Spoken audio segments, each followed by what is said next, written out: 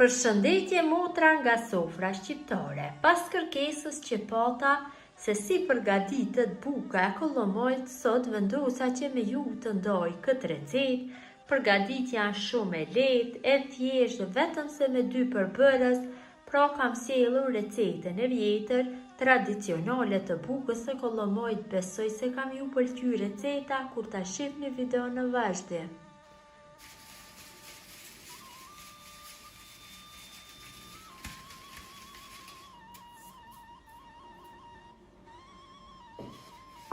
Kemi bërë dhe sitjen e miellit, pra për kur të përgatisim gjithçka nga mielli kollomojt, në fillim duhet që të sitet mielli mirë. Unë kam miell të verë, sepse nuk munda të gjej miell të bardhë, sepse buka e kollomojt apo kollomojt përgatitet në të shumtën e rasteve me miell të bardhë, miell kollomojt të bardhë, por nuk munda që të gjej. Përbërësit që ka në nevojitën për përgatitjen e bukës janë vetëm 2 përbërës, pra mielli kollomojt dhe ujë val të nxehtë. Ujin fillojmë kështu që ta hedhim gradualisht, nga pak duke e përzirë mirë masën, kështu duke e përzirë me 1 lugë në fillim, sepse është ujë val i nxehtë dhe mund të digjemi. Kështu hedhim ujë e përzim në këtë mënyrë. Lidhet më mirë mielli, pra duhet që të formohet brumi. Në fillim kështu me lugë dhe më pas do ja japim formën me dorë, po do ftohet mielli. Kështu e përzim. Pra përgatitja është shumë e thjeshtë, e lehtë. Unë jam duke përgatitur në mënyrën tradicionale, ashtu siç e kanë përgatitur nëna, gjyshet tona. Kurse në ditët e sotshme përgatitet në lloj-lloj mënyra, me ujë të ftohtë, me krep, po sipas mendimit tim, ajo nuk është bukë kollomoçe. Buka kollomoçe përgatitet pa krep, me ujë val nxehtë, siç e shihni. Unë e kam mësuar ta gatuaj nga nëna ime. Pra ja hedhim kështu. Dhe përzim mirë masën. Masat e ujit nuk duhet që të matën, sepse do i hedhni atë sa ka nevojë. Unë e pata 1 kilogram me miell, pra është miell i bluar në mulli, jo miell marketi, se si nuk ban me miell marketi, sepse buka e kollomoçit nuk do del ashtu siç duhet me miell marketi, por vetëm me miell të bluar në mulli, pra miell bio, përgatitet buka e kollomoçit. Është ende e nxehtë, duhet kemi kujdes. Pra kështu dhe filloj që ta formoj brumin, është brumi shumë i nxehtë, që mos digjemi. Hedhim ujë përsëri.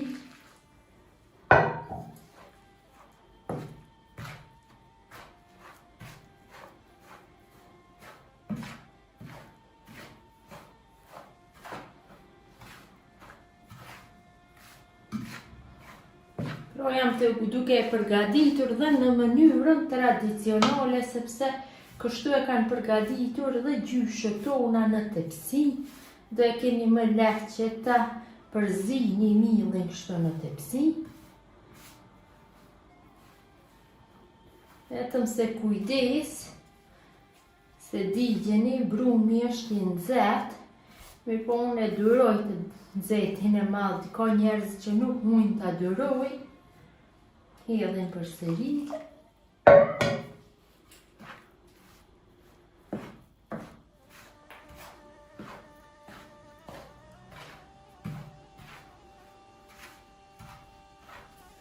Dhe fillojmë që ta mbledhim miellin tash, ta bëjmë brum, kështu.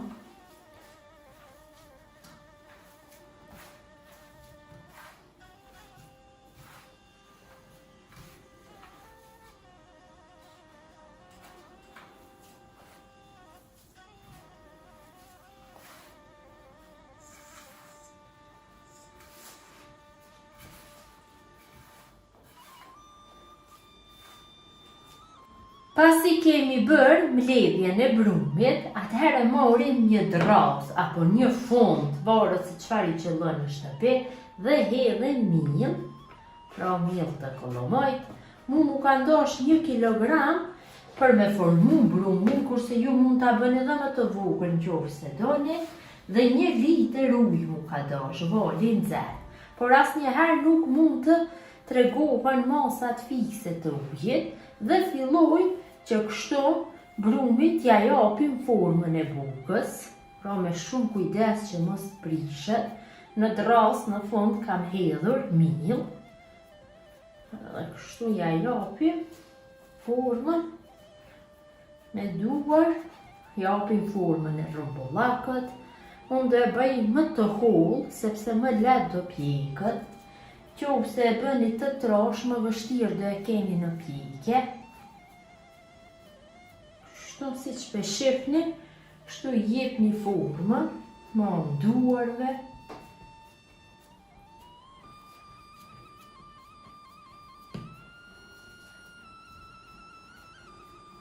Dhe formën bukës, atëherë sepër do i hedhin kështu miell. Sekreti i bukës kollomoj qëndron se duhet që të punohet brumi shpejt e shpejt, nuk duhet që të lëhet tërësisht të ftohet, sepse gjatë pjekjes qahet. Kështu i hedhin miell që të rrafshohet pjesa e sipërme. Punojnë edhe pak dhe përhapim kështu miellin. Hedhim dhe nga qoshët. Pra i japim formën e rumbullakët në trashësinë e dëshiruar, më hollë do jetë më mirë, sepse më lehtë do pjekët. Besoj se kam bërë në trashësi duhur, jo shumë të hollë, jo shumë trash, është tamam për këto masat mielli që ja kam hedhur. Dhe tash brumin apo bukën e kollomoqit, apo kollomojt, varet a buk misri, si theni, e hedhim në tepsin, pra duhet që të kemi shumë kujdes kur ta largojmë nga tepsia. Marrim një tepsin dhe në tepsin shtrojmë letër për pjekje. Mbi letrën hedhim miell. Të kaluarën gjyshat tona nuk kanë pas letër për pjekje, por e kanë hedhur direkt, por do ju del shumë punë për me pastru tepsinjen e kështu.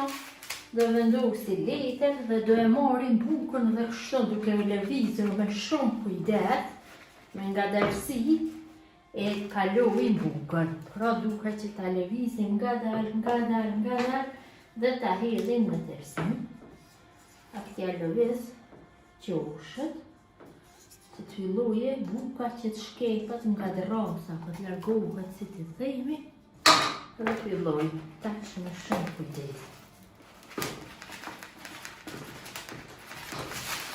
Kemi larguar dhe bukën nga drasa, shumë motra nuk mund ta largojnë nga drasa, mirëpo mund ta bëni edhe direkt në tepsin, nuk do ketë problem. Pasi e kalojmë kështu në tepsin, atëherë sepër i shtoj pak ujë të nxehtë, që mos qahet korja, pra të jetë korja e hollë dhe kështu e përzi. Këtë miellin e hedhur më parë, e rrafshojmë. Hedhim derisa ta lagim gjithë korën dhe nga qoshët dhe nga pjesa e sipërme. Kështu e rrafshojmë me dorë.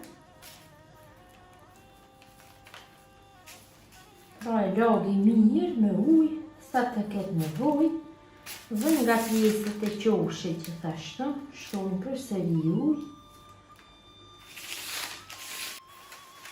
Kemi rrafshuar dhe bukën e kollomojt, kështu nga të gjitha anët, pasi kemi hedhur ujë, e marrim një thik, nëse doni që t'i jepni ndonjë formë, ta dekoroni, mund ta lëni kështu siç është. Mirëpo unë do ja jap një formë kështu lehtë, do i prej pjesën e sipërme shumë lehtë, që mos qahet gjatë pjekjes. Pra në këtë formë pak do e dekoroj. Gjyshet tona e kanë dhe në formë, ja kanë lënë ashtu siç është, siç kanë dashur, kanë vepruar. Dhe buka e kollomojt është gati për pjekje.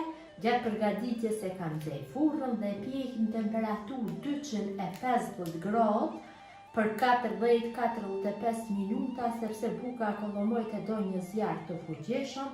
Qofse e përgatitni në shporet të druve dhe në shporet të druve do një zjarr të fuqishëm. E fusim në furrë. Bukën e kollomojt e kemi largu nga furra, ka një aromë shumë të mirë, e lojmë pak që të ftohet dhe më pas ja grym këtë pjesën e sipërme. Buka e kollomojt është ftohur, pra shkon tash shumë me turshi gjatë kohës së ftoftë të dimrit, është shumë e shishme. Marrim një thijë dhe pak e grymë, kështu. Qofse ju motra gjeni miell të kollomojt të bardhë, atëherë përgatitni me miell të kollomojt të bardhë, sepse më e bukur do del. Kjo është mënyra se si përgatis unë bukë të kollomojt apo bukë kollomoqe. Gjithë ju motra që e përgatisni ju bëft mirë, kurse ju motra që ndani kohë për videot e mia, mund të abononi për video të reja, mund të shkruani në koment se çfarë recete ju intereson dhe patjetër do e keni recetën. Mirëmbëjtje nga sofra shqiptare deri në recetën e radhës.